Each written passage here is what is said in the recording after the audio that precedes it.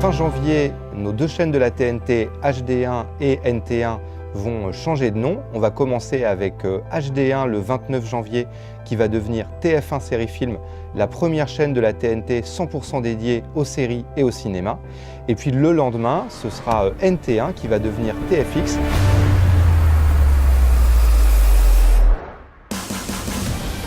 Sur TFX, on va avoir 4 grands piliers. Le premier pilier, ça va être l'arrivée de magazines nouvelle génération autour de grandes thématiques populaires chez les jeunes. On va avoir notamment la première émission française autour du tatouage qui va s'appeler Tattoo Cover. On va avoir une grande émission autour de la révélation qui va s'appeler Regarde-moi. On a une nouvelle émission d'aventure avec des stars américaines qui s'appelle Running Wild avec la star de l'aventure Bear Grylls. This was a leftover fish from a bear. I don't know if that was necessary. He could have just left that out. On aura évidemment toujours la télé-réalité qui va rester un pilier important avec les plus grandes franchises du genre. On a la saison 3 de La Villa à l'antenne en ce moment qui marche très fort et puis on aura la très attendue deuxième saison de 10 couples parfaits.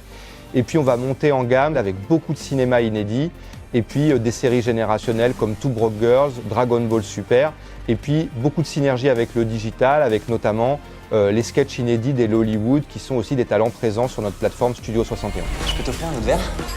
Bah t'es un peu moche.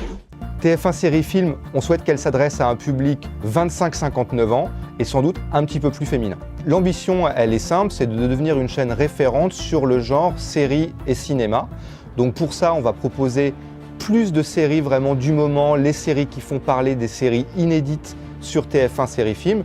Le plus beau symbole de cette ambition, ce sera la série Handmaid's Tale, qui a gagné là tous les Golden Globes et qui sera proposée en prime time, en exclusivité. Vous servirez les officiers de la foi, ainsi que leurs épouses infécondes.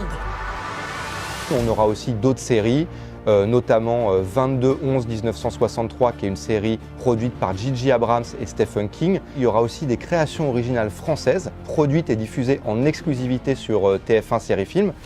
Donc on aura par exemple Guépard, et on est vraiment dans une série qui est assez proche de 10% autour de l'univers d'agents, mais là dans le milieu de la musique.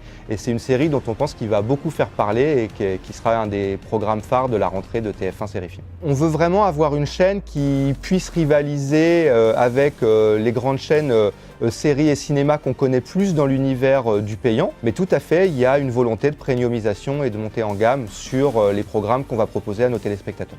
L'idée avec toutes ces chaînes maintenant qui vont être là, toutes repositionnées, c'est de proposer une gamme de chaînes large avec des propositions spécifiques, différentes, qui vont chacune viser des cibles particulières. On a évidemment TF1, la grande chaîne généraliste premium, TMC, la chaîne du Smartainment à destination des 25-49 CSP+.